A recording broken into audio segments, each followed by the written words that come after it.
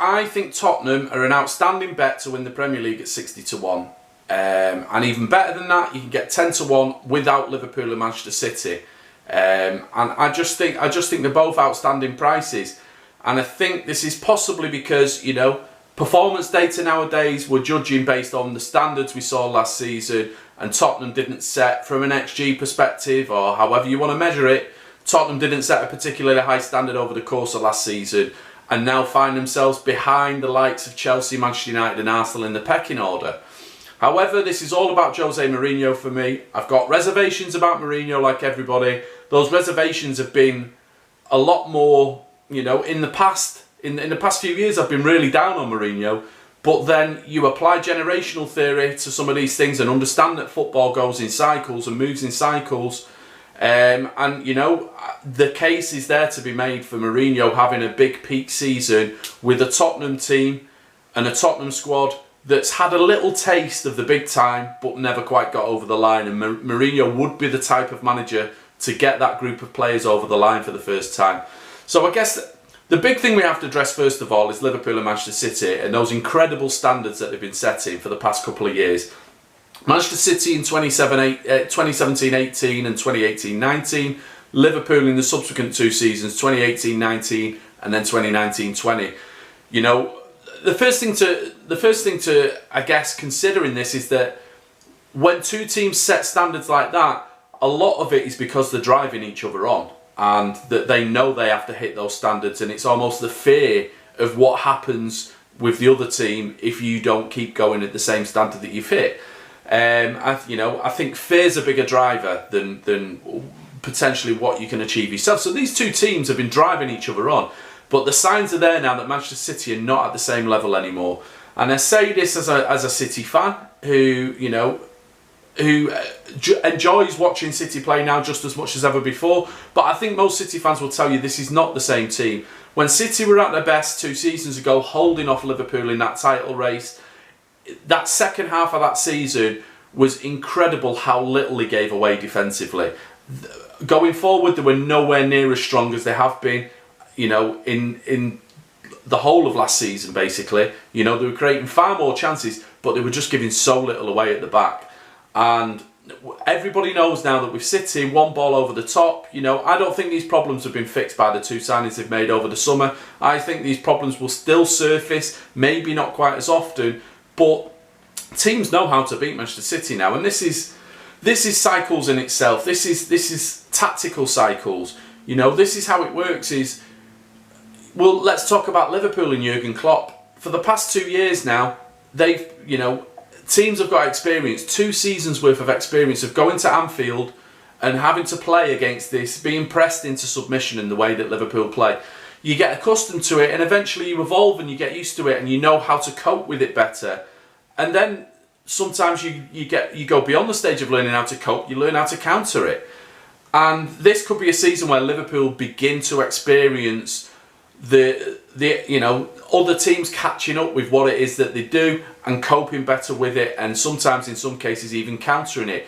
And I think when you're setting standards of 98, 99, 100 points a season, I don't think it's much of a drop off, and you can be losing 15, 20 points in a season, as Manchester City demonstrated last season. So I don't think we should get lost in the idea that, you know, Liverpool and Manchester City not quite being at the same level still means 90 odd points, because I don't necessarily think it does.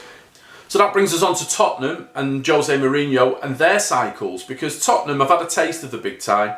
2 seasons ago they were in the Champions League final. It was possibly they weren't at the best. This is the nature of the Champions League, that you don't always get the rewards when you expect them. It was kind of the autumn of Maurizio Pochettino's time in charge. Tottenham were already on the incline and on the downslope in Pochettino's era when they got to the Champions League final.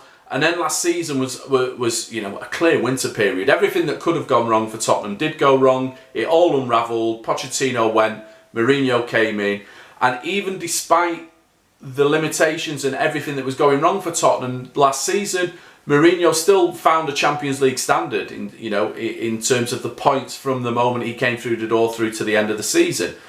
So You know, Tottenham have been through, they've hit rock bottom and are now on the way back. The question is whether this is too soon. But as far as Mourinho goes and his cycles, you know, we're talking about a manager here that winning his first title with a new project, 2003 with Porto, 2005 with Chelsea, 2010 with Inter Milan, 2012 with Real Madrid, 2015 with Chelsea, and that was his last league title. So this is his longest barren period in his career. Now there's obviously talk that Mourinho's not the manager he once was and will never get back to the same levels again, and I've been a big advocate of the idea that he can't cope with millennial footballers, and I'm still not totally convinced that he can't, but I'm still willing to back him in this scenario with this set of players in this particular season. You know, and 6 years has been his most barren spell, but he's still, you know, spin involved, but he said that, you know, 2018 with Manchester United, he reached 81 points, finished second to Manchester City. That was as big an achievement as anything he'd done in his career, to get that group of players at Manchester United to an 81-point season. So that, you could consider that was another peak season in 2018. So we're looking at a season that finishes in 2021, a Mourinho peak season with a group of players that have had a taste of the big time. You know, you look at the core group, you look at Harry Kane, you look at Dele Alli, Son. These are players that have been involved in a couple of title races now, gone quite deep into late on into the season. They've been to a Champions League final. They're now reaching peak age in their careers, having never quite done it. Tottenham as a club are having never quite done it, now moved into this humongous stadium that demands that they win trophies, that they become a team that of that level. And Mourinho is a manager that comes with a promise, not a guarantee, but a promise that he can get you over that line and make you become that club. And let's be honest here. He's not a legacy manager. He doesn't really care about what he leaves behind in terms of the resources, but in terms of building for one season and really peaking and making every little thing count. The way he puts pressure on referees, the way he uses the media. You know, he's a title-winning manager through and through in every single aspect. So that's kind of where I stand with Tottenham, and I guess this can be put into the absurdity of the price for me can be put into context by the fact that Tottenham are now below the likes of Chelsea, Arsenal and Manchester United in the pecking order. And you look at those managers and you think about a title running, you know, these are three clubs that have appointed inexperienced managers for the reason that they don't expect to win a title, for the reason that, you know, this is an opportunity to build while Pep Guardiola and Jurgen Klopp are knocking about. We're not realistically going to win anything. So we'll appoint managers now looking towards the next cycle. See if we can build something with club legends or people who understand the infrastructure of the club, who have tasted success as players, understand what brought that success at this club, and let's see if they can build something for the next cycle. That's the way those clubs are oriented now. That's what they're gearing towards. They're not set up to win a title now. And to see Tottenham below them in the pecking order, just, you know, this for me is where performance data goes a bit mad. And we're looking at last season's metrics and thinking, okay, that's automatically the pecking order. It's not for me at all. So, you know, you look at that 10-1 on Tottenham to finish above those three clubs, or to win the title without Liverpool and Manchester City. If we were to say, okay, that Liverpool and Manchester City just are too good for everybody, and they do return to the same standards that, you know, they have set in recent years, and they recapture those standards. I've got my reservations about Mourinho and the way he deals with players in this day and age and whether it still works. But at 60-1 to win the title, at 10-1 to win the title without, to be the best team without Liverpool and Manchester City, these are prices that are just too good to pass up.